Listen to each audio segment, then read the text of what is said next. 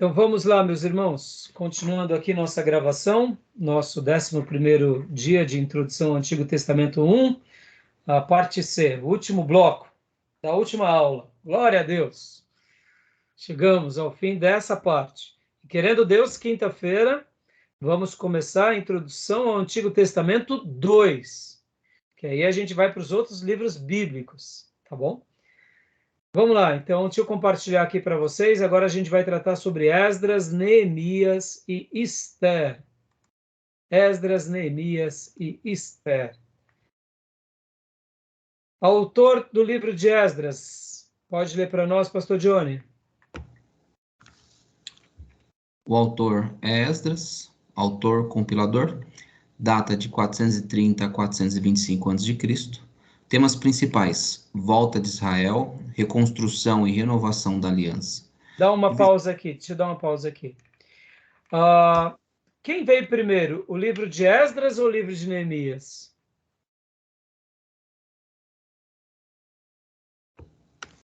Eles são praticamente juntos, né, pastor?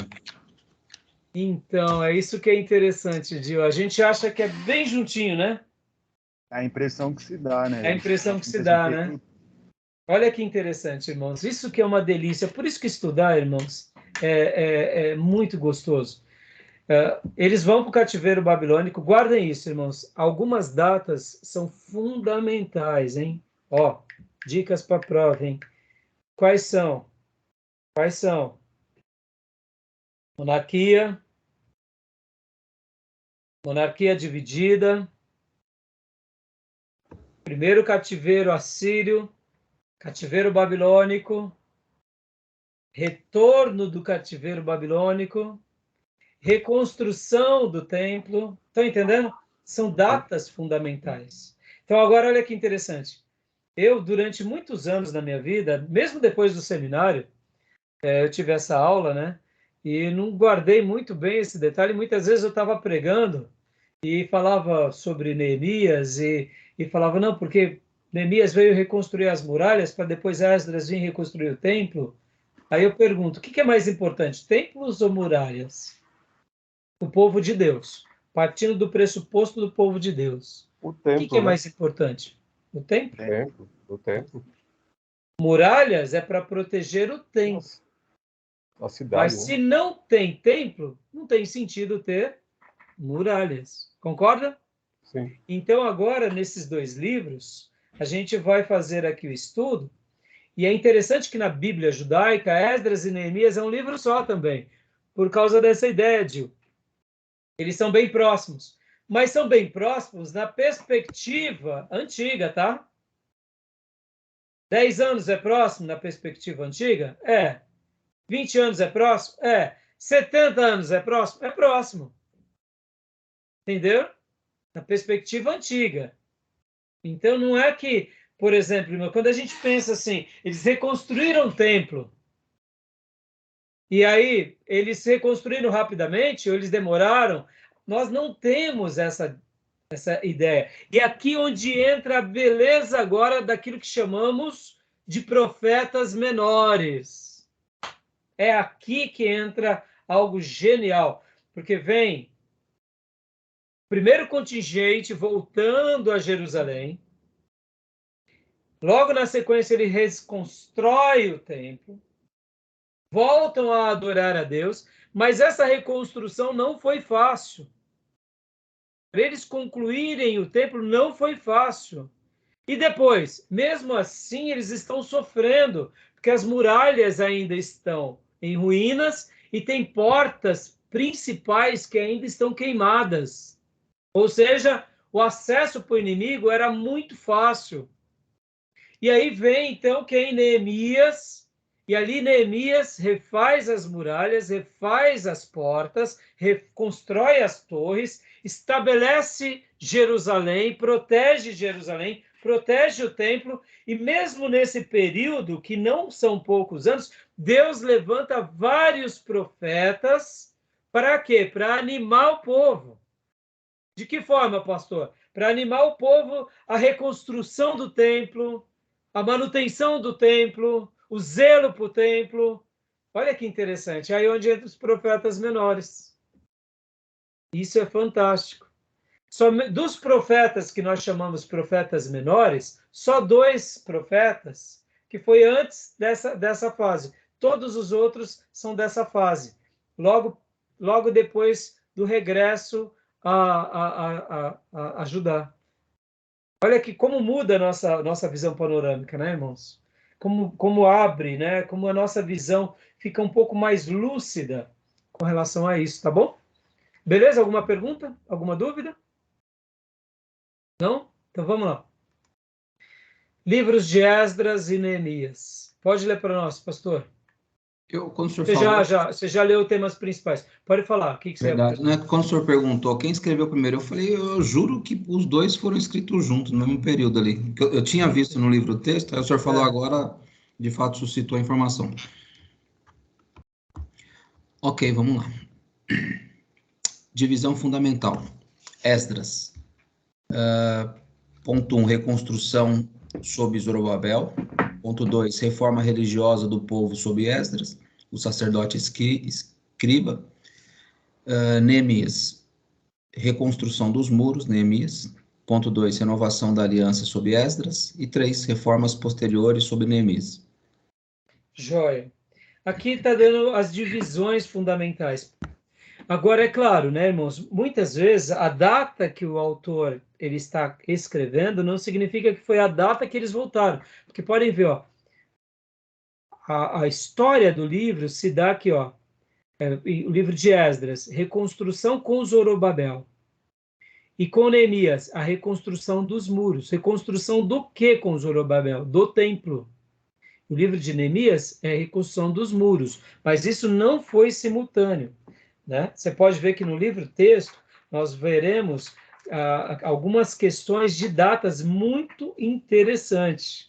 E é bem legal quando a gente começa a fazer esses estudos, que vocês vão notar que há detalhes muito curiosos sobre essa questão da data, né? E do intervalo entre um e outro. Vamos prosseguir aqui. Ó, fatos importantes dos livros de Esdras e do livro de Neemias. Olha agora aqui. Olha que interessante. Eles... Lê para nós. Legal. 4 retornos. 537 a.C., sob Zorobabel. 457 a.C., sob Esdras. 444 a.C., sob Neemias, primeira leva. E 432 a.C., sob Neemias, segunda leva. Olha aqui que interessante. Vamos aqui guardar isso. Quando Zorobabel volta, aqui começa a construção, a reconstrução daquilo que a gente chama de segundo templo. Quando Esdras vai, ele vai como escriba e ele vai ajudar o quê? O povo de Deus a realmente mergulhar na lei de Deus, aquelas práticas. Mas perceba, olha a quantidade de tempo, irmãos, entre um e o outro. A gente nota, né, se a gente vai fazer uma conta... 100 anos. É praticamente 90 anos, né? 80 anos. É muito tempo, né? E aqui Neemias, pode ver que Neemias ele vem para reconstruir as muralhas. Aqui, já vamos pôr aqui, praticamente 15 anos depois. E então você vê que entre o templo e entre Neemias há um espaço bem grande. Porque quando Neemias vai, se a gente pegar aqui, ó, 444 para 537, aí aqui sim, praticamente 100 anos, né? Então, é interessante que o templo já estava reerguido, mas ainda as muralhas não estavam reerguidas. E Neemias vem a primeira vez, e depois ele regressa para o Império Medo-Persa e volta uma segunda vez. Tem esse intervalo aqui. No livro de Neemias, nós não notamos isso com um detalhe muito grande, a não ser quando a gente vai estudar o livro. Interessante, né, irmãos?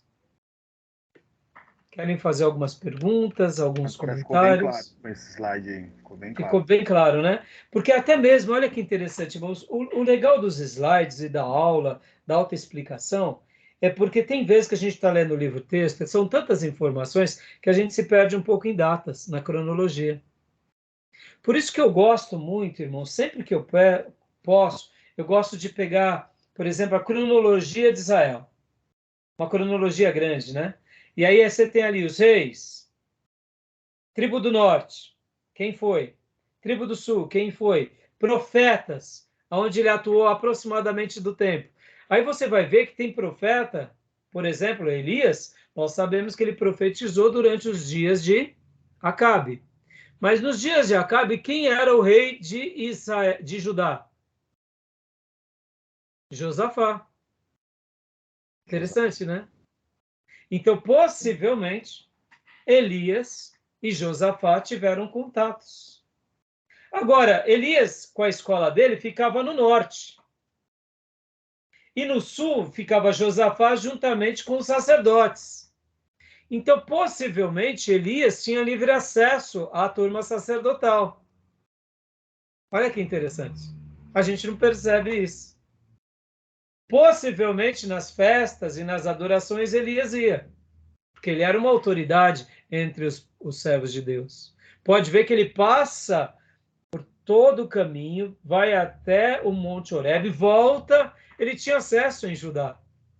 Agora, talvez ele não fosse tão bem visto, porque, querendo ou não, ele pertencia a um outro reino, mas ele era servo do Deus de Israel. Era um missionário. Então, ele era um missionário, entendeu? E é interessante quando a gente começa a ver isso, porque a gente começa a enxergar com outros olhos. Você fala, puxa vida, que interessante. Então eu gosto de pegar os mapas, a cronologia, porque aí a gente consegue enxergar melhor. Tá bom, meus irmãos? Então, tudo bem? Alguma dúvida sobre aqui? O livro, vocês já chegaram... Bom, o livro-texto, possivelmente... Deixa eu ver se eu pego aqui alguma tabela de cronologia. Bom, a gente já vai continuar aqui. Bom, continuando aqui então. Então, tranquilo até aí? Tranquilo? Vamos fazer um comentário um pouco aqui da importância agora. Deixa eu tirar aqui os slides. Irmãos. Deixa eu falar um pouco com vocês sobre o templo, né? Vocês vão lembrar que os profetas falaram sobre a glória da segunda casa, será maior do que a primeira. Lembra disso? E eu faço uma pergunta: vocês já estudaram sobre o tamanho da reconstrução do templo? Não? Bom, o Templo de Salomão, como já mencionei há pouco, foi uma construção, eu diria, faraônica praticamente. A NVI traz o detalhamento do templo. Ele não era uma obra tão grande, tão grande. Ele era grande, mas ele foi muito exuberante, muito rico.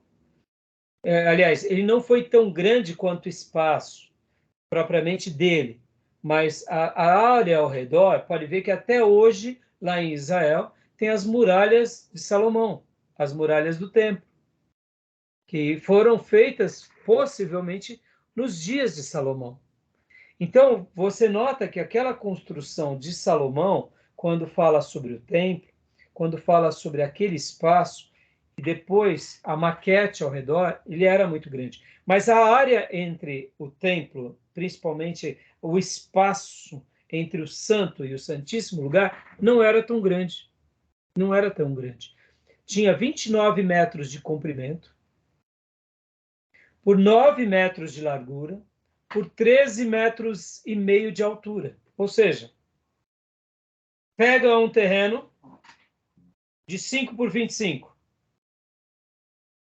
Então, 29 metros. Opa, já deu para visualizar. Estou falando da área, tá? A área de edificação.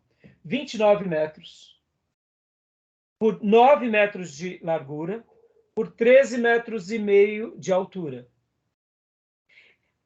Esse era o espaço do Santíssimo Lugar e do Santo dos Santos. O Santíssimo Lugar foi feito dentro desse espaço, desses 27 metros, desculpa. Dentro desses 27 metros Os 9 metros finais, ficou 9 por 9 por 9. Foi feito ali o Santíssimo Lugar. Foi feito as paredes de cedros.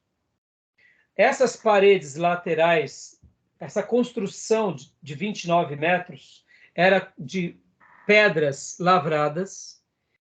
Quando Salomão constrói, dá para ver que houve um zelo enorme, porque foi tudo sob medida. Não se precisou cortar pedras lá. As pedras foram trazidas já sobre medidas e foram literalmente encaixando. Havia janelas curtas, com grades. Ao redor desse quadrado, haviam salas, que eram as salas que ficavam do lado do templo. É bem interessante que essas salas, elas eram construídas, e quando nós lemos as dimensões dessas salas, as salas de baixo, elas eram menos largas. Aí tinham 3 tipos de sala. Olha que interessante. Era uma escada no fundo do templo que dava acesso a essas salas. As salas de baixo tinham, se não me falha a memória, 2,25 metros de largura. As de cima tinham 2,50 metros e a última sala eram 3 pavimentos, tinham 2,75 metros. Então, qual é a ideia que a gente tem? Que quando eles edificaram o templo, tudo sob medida, a parte de baixo, da parede de baixo, tinham mais pedras, a parede de cima menos pedras e a última menos pedras. Aí eles encostaram os cedros para fazer a parte superior. Então eles construíram ao redor essas salas laterais. Dentro do templo, tudo foi revestido de cedro do Líbano, depois foi esculpido flores, romãs e tamareiras, e tudo revestido de ouro. A madeira de baixo era de pino, também tudo revestido de ouro. E no Santíssimo Lugar, olha que fantástico, foi levantado paredes de cedro, tudo revestido de ouro. Só que dá uma ideia de que elas não tinham 13,5 metros de altura. Então, eles construíram o Santíssimo Lugar também dando uma ideia de 9 metros. Ficou 9 metros por 9 metros por 9 metros. E tinham algumas escadas que subiam. Aí fazia essa parede de madeira, tudo revestida de ouro, e colocaram ali portas de madeira de oliveira. De oliveira? De oliveira. E aqui dentro do Santo dos Santos foi construídos 2 querubins, olha que fantástico, também de madeira de oliveira. E esses 2 querubins, eles tinham as asas davam 4,5 metros. Um querubim tinha literalmente 2 metros para dar 2,25 metros uma asa, 2,25 metros outra asa. Aí o outro, a mesma coisa, 2,25 metros, 2,25 metros. E os querubins ficavam literalmente com as suas asas encostadas na parede e uma das asas deles encostavam nos outros. Então, esses querubins foram feitos também nos dias do rei Salomão. E aí, nesse lugar, os sacerdotes trouxeram a Arca da Aliança, que ficava no Santo dos Santos do templo, do tabernáculo, e com aquele ritual maravilhoso, e trouxeram a Arca Sagrada e colocaram a Arca debaixo desses querubins. Foi aí, no momento em que houve o culto de consagração, tudo revestido de ouro, com muita exuberância. Lá na parte da frente também uma porta, foi feito umas colunas também de bronze. Irmãos, a descrição do livro de Reis, lá no capítulo 6, é magnífica. Logo na frente da porta central, tinha um pavimento de entrada que era 9 metros de largura por 4,5 de altura, de espaço. Era o pavimento central. E lá para fora é onde tinha a pia e onde tinha um altar de sacrifício. No altar de sacrifício foi criado sobre 12 bois. 3 bois para um lugar, 3 para o outro, 3 para o outro, 3 para o outro, e em cima o altar. E tinha a pia onde os sacerdotes se lavavam. Tinham carrinhos que os sacerdotes também utilizavam no sacrifício. E essa era a área onde os sacerdotes e levitas trabalhavam. E fora disso, depois tinha outras partes que eram onde recebiam-se os gentios, recebiam-se as mulheres, e aí é onde era essa festa. Foi nesse lugar que Salomão fez aquela oração, agradecendo a Deus depois do período de 7 anos de construção, e consagrou o templo. Quando ele acaba de orar, a glória do Senhor é derramada naquele lugar. A Bíblia em Crônicas fala que veio fogo do céu e queima o sacrifício. Lá em Levítico, nós vemos que quando Moisés faz o tabernáculo e que eles consagram a Deus, vem fogo do céu e queima pela primeira vez o sacrifício. Ou seja, quem acende o fogo no tabernáculo é o Eterno, e quem acende o fogo também no templo é o Eterno. E é assim que a glória de Deus foi derramada, quando o fogo de Deus cai sobre o altar e que queima o altar, o sacrifício, logo depois da oração de Salomão, que ele está orando, consagrando a Deus, que vem a glória de Deus sobre todos, a Bíblia fala que todos caíram de joelho. Imagina a multidão, irmãos, no templo, adorando a Deus no dia da consagração, vendo o fogo do céu caindo. Lembra do profeta Elias? Quando ele faz o sacrifício lá com Baal, o mesmo episódio, irmãos, o mesmo episódio. Por isso que Deus, em tudo que ele fez, ele sempre foi, eu diria, sempre marcando a história com a presença dele, mostrando a glória dele. Aí a gente já conhece a história, que a gente acabou de ver, que vem Salomão, né, joga água no feijão, vem os reis de Israel, joga mais água no feijão, estraga o feijão, e aí vem os cativeiros, etc. e tal. O povo vai para a Babilônia, lá na Babilônia, sem templo, sem suntuosidade, como escravo, é restaurado o altar. Lembra que eu falei, irmãos? Altar, o ouro, a riqueza, a prosperidade, até a terra só tinha sentido pelo único motivo, que era a presença de Deus. Sem nada disso, não tem sentido ter nada. Lá na Babilônia, eles refazem as suas alianças, prometem que nunca mais vão adorar nada nem ninguém, e ali eles remontam a vida deles, voltam para Jerusalém com Zorobabel, reerguem o templo. Agora, quando eles reerguem o templo, eles estão numa nova situação.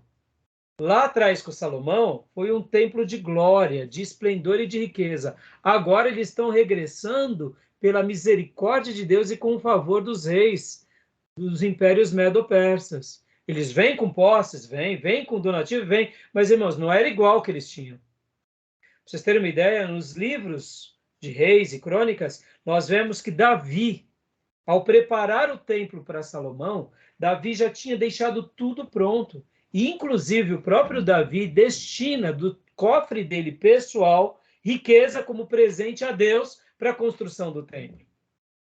Ou seja, Davi era uma pessoa tão apaixonada por Deus, irmãos, ele já tinha muita riqueza, mas muita coisa ele dedica a Deus porque ele queria deixar aquilo como uma oferta para Deus e um presente para Deus e para a posteridade dele. No entanto, quando eles regressam, vocês vão ver que há uma menção nos livros, porque aqueles que foram para o cativeiro, que nem Daniel, e voltaram depois de 70 anos, porque tiveram alguns que conseguiram voltar, Daniel não volta, porque a missão de Daniel era lá no cativeiro babilônico. Olha que interessante, né? Daniel é o profeta do cativeiro babilônico. A gente não vai estudar ele aqui. Mas ele profetiza onde? Lá em Babilônia. Ele é colocado por Deus como um governador da Babilônia, e depois ele é colocado por Deus como um governador do Império Medo-Persa.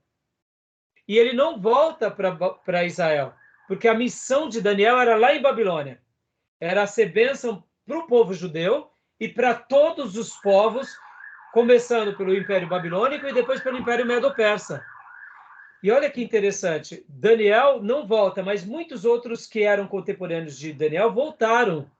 E quando eles veem o templo ser reerguido, eles choram. Porque já não era tão lindo quanto o primeiro templo. Foi um templo mais tímido, com menos recurso. Imaginem Salomão, debaixo de toda aquela riqueza e glamour que o seu pai deixou, sentado junto com os arquitetos, planejando, orando, junto com os sacerdotes. Irmão, a Bíblia vai falar lá em 1 Reis 6 que você não ouviu um barulho de martelo, de talhadeira, porque foi tudo organizado, tudo planejado, tudo feito, tudo sob medida. Agora, no regresso, já é outra história.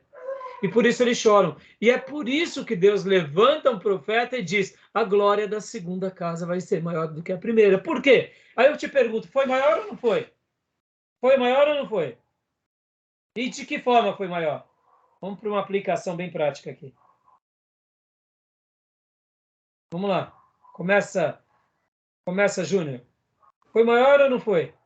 E como que foi? Foi maior porque o povo voltou, aprendeu com o sofrimento e soube dar valor ao Senhor.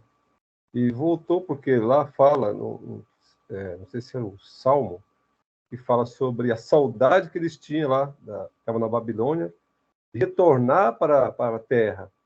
Então, eles, depois desse tratamento que Deus permitiu que acontecesse na vida deles, isso com todos nós, isso é um fato, de após uma queda, passa por um sofrimento, e aí voltamos com mais entusiasmo, com mais fé.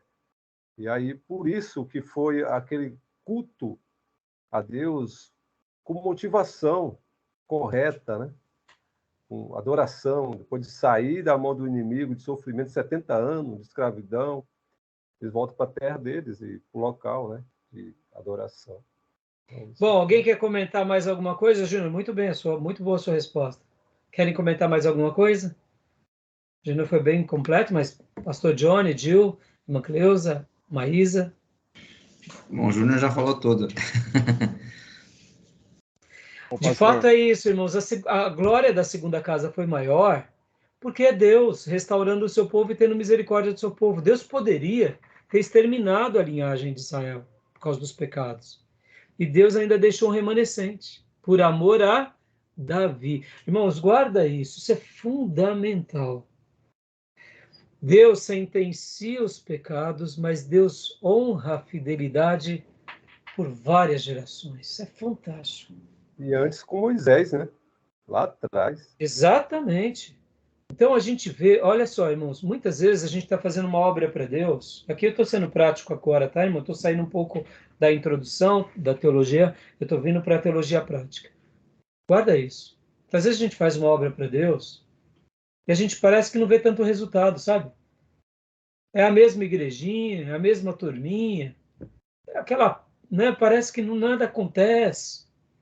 Mas o legado que a gente vai levar, segundo a nossa fidelidade, o nosso amor a Deus, vai ser para abençoar gerações.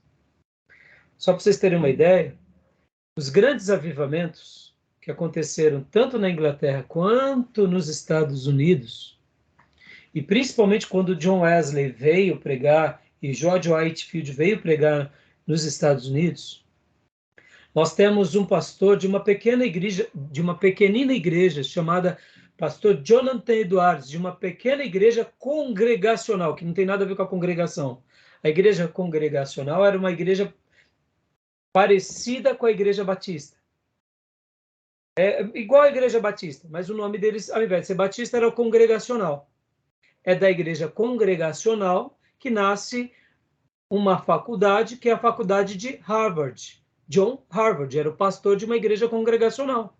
Os congregacionais até hoje existem no mundo. Você pode ver, a gente não ouve falar muito de igreja congregacional, mas de Jonathan Edwards, que era esse pastor estudioso, catedrático, a esposa dele também brilhante.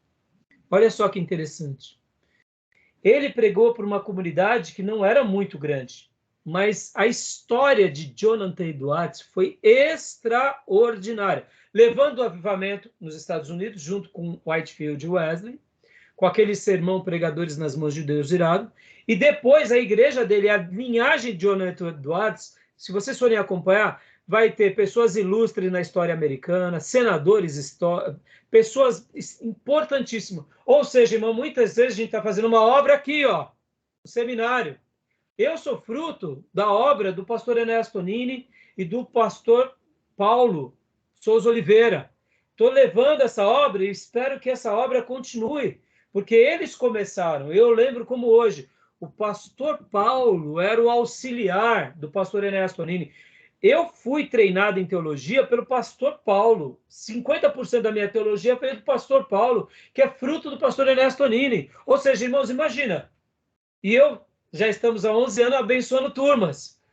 Quanto que representou a iniciativa do pastor Ernesto Nini, do Dr. Paulo?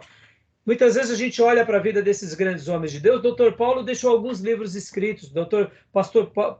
Pastor Ernesto Nini deixou mais livros escritos. Mas a quantidade de discípulos e igrejas, o que representou na história da nossa nação. Está entendendo, irmãos? Muitas vezes a gente não valoriza, porque a gente fica nesse frenesi do que é grande, do que... Olha a história do Segundo Templo. A história do Segundo Templo é essa história da glória da segunda casa que realmente tem a ver, porque é a glória daqueles que estão de pé, que voltaram para sua casa, não voltaram com riqueza como eram, mas voltaram com a presença poderosa de Deus como eram. E esse foi o maior legado.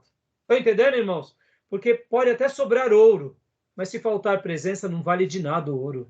Mas quando há a presença de Deus, pode não ter ouro, como era nos dias de Abraão ou como era nos dias de Moisés. Mesmo no deserto você tem tudo, porque você tem a presença de Deus. Olha a vida de Elias, olha a escola dos profetas. O que eles tinham? Irmãos, os profetas passavam perrenho, eles tinham que pedir machadinho emprestado para construir um cômodo a mais. Era morte na panela, era multiplicando azeite e farinha, porque não tinham o que comer. Mas olha a história deles na vida do Velho Testamento. Olha a quantidade de livros que eles foram usados por Deus, ou seja, o profetismo foi fundamental. Hoje o que nós temos de Bíblia Sagrada e de livros proféticos, até mesmo os poéticos, e a gente vai ver profetas maiores e profetas menores, são fruto do quê? Da escola dos profetas. Ou seja, eles restauraram a fé. E aí o que eles deixaram? Quantos templos eles deixaram? Quantas coisas deixaram? Deixaram um legado de vida e de exemplo para nós. Está entendendo? Então, a glória da segunda casa foi maior do que a primeira. Isso são palavras de um profeta que estava vivendo essa dimensão, porque agora Deus estava restaurando o culto a ele e de novo estava preparando o que? O povo de Deus para a grande vinda do Filho de Deus. Tá bom, meus irmãos? Maravilha? Joia? Mais alguma pergunta? Não? Então vamos para o nosso último slide para a gente encerrar nossa aula. Vamos lá. Último slide, que agora é o slide de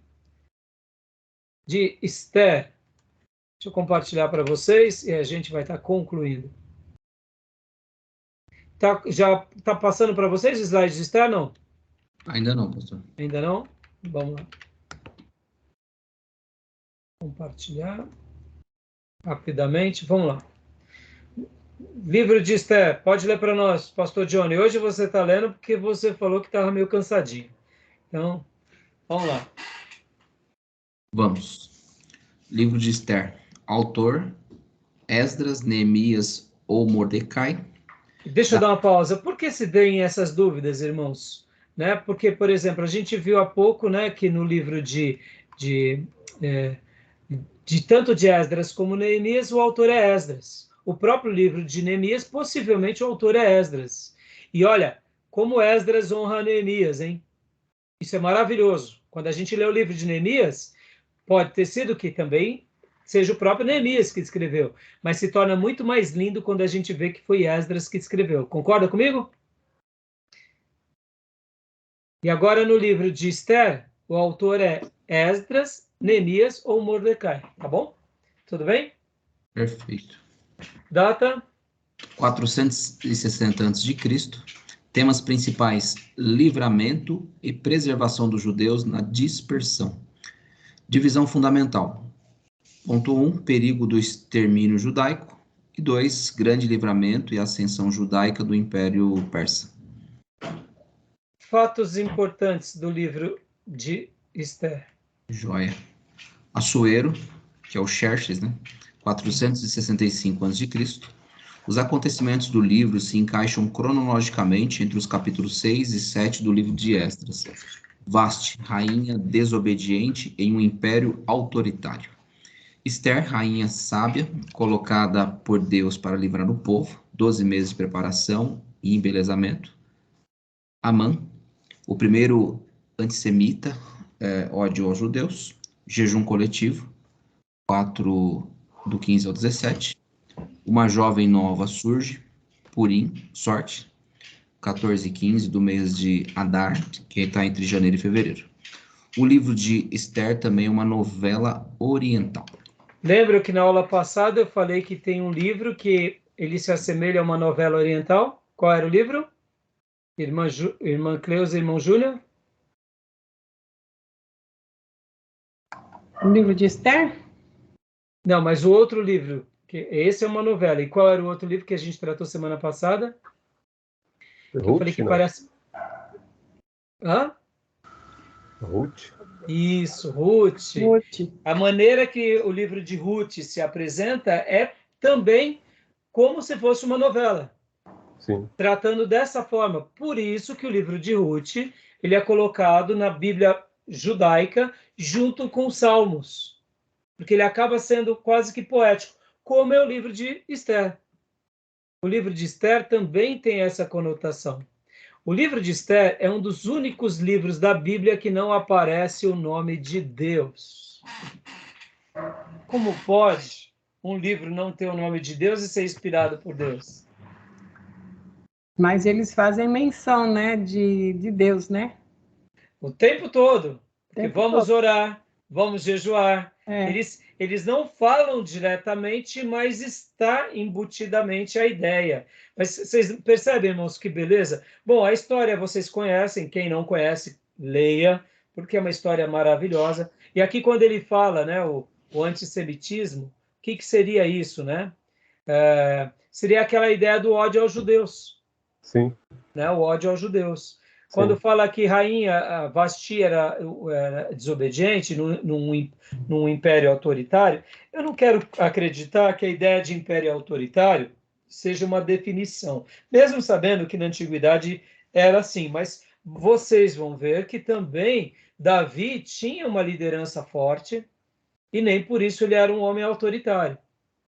A própria esposa de Davi, que era filha de Saul, Mical, era uma pessoa rebelde. E pode ver que o próprio Deus não permite que ela tenha filho, porque ela despreza Davi quando Davi adora Deus, junto com os servos, trazendo a arca para o tabernáculo em Jerusalém.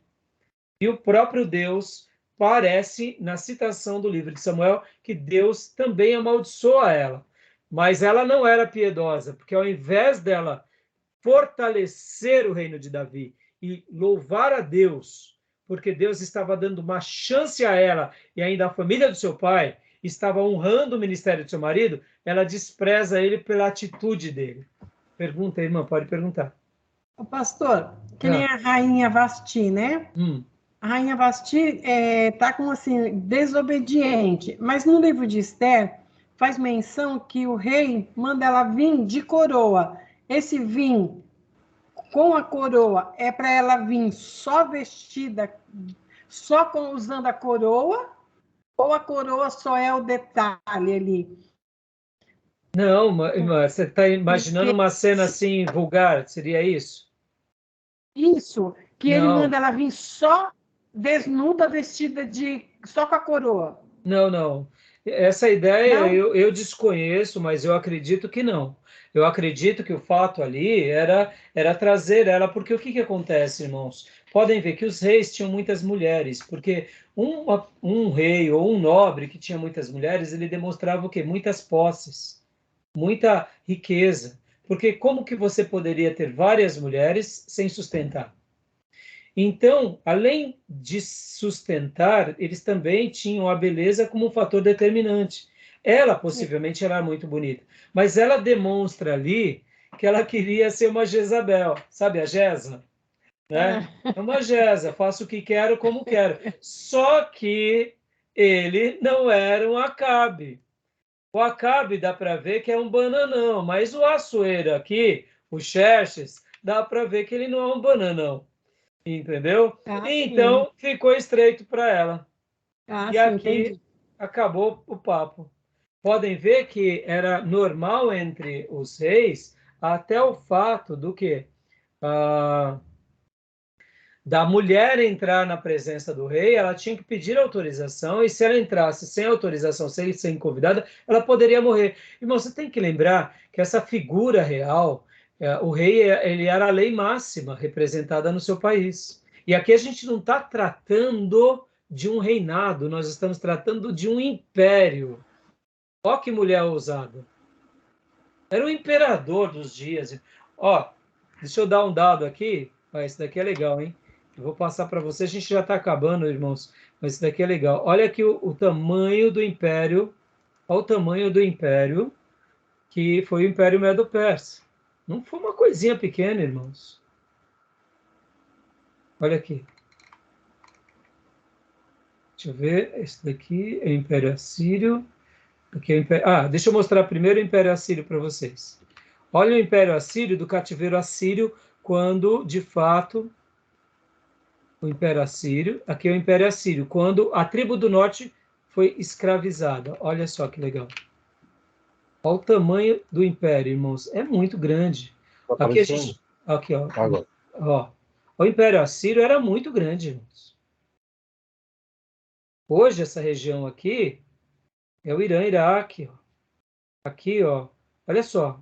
Toda essa região, isso é o Império Assírio, tá? Agora vamos lá para outro império. Aqui é o Império Babilônico, ó.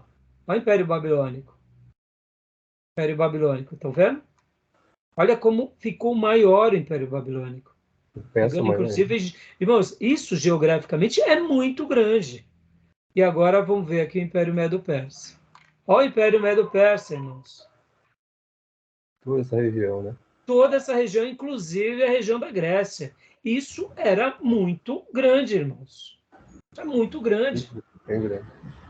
Olha os mares, entendeu? Enorme. Então, imagina, ela tá achando que pode pousar de Jezabel, só que Assuero não era bananão, não. E aí a filha caiu do cavalo. Devia ser linda, mas caiu do cavalo.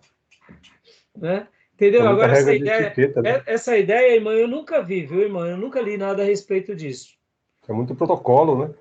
Assim, agora a ideia que a irmã comentou sobre a questão. No livro de Esther, eu li isso aí eu estava em dúvida se era só com a coroa ou era vestida e colocando a coroa. É porque a coroa demonstra quem era a única pessoa no reinado que podia, ou no império que podia usar a coroa. O rei. E a única pessoa, a rainha. E lembrando, né, irmãos, que de uma rainha nascia a sucessão daquele reinado. Então, o ato dela ter feito o que fez e o conselho que foi dado por parte dos conselheiros foi para quê? Para preservar o reino, né? Então, aquelas histórias que a gente já conhece. Bom, irmãos, chegamos no final, senão vai ficar muito tarde. Tá bom? Alguma dúvida, irmãos? Algum comentário? Passamos um pouquinho da hora até. Beleza? Terminamos? Sim. Glória a Deus. Amanhã eu encaminho a prova para vocês. Aí vocês podem fazer até a noite de quinta-feira, antes da aula. Quinta-feira iniciamos Introdução ao Antigo Testamento 2. Aí a gente vai ler os livros poéticos, os profetas maiores, os profetas menores. A gente vai enxergar onde eles profetizaram, para quem. Vai ser muito legal também. Tá bom, meus irmãos? Tá ok. Então, paz. Deus abençoe. Maísa, Amém. muito obrigado por estar aqui conosco. Espero que você tenha gostado, tá bom? E está convidado, a quinta-feira está aqui conosco, tá bom? Agradeço, pastor. Né? Amém. Deus abençoe, meus irmãos. Amém. Terminamos o nosso módulo. Glória a Deus. Fica na paz, todos irmãos. Até Graças quinta. paz. Até quinta. Obrigado, bom descanso. Graças a Boa todos. noite. Até Amém. quinta, Deus irmão. abençoe vocês. Até mais. Amém.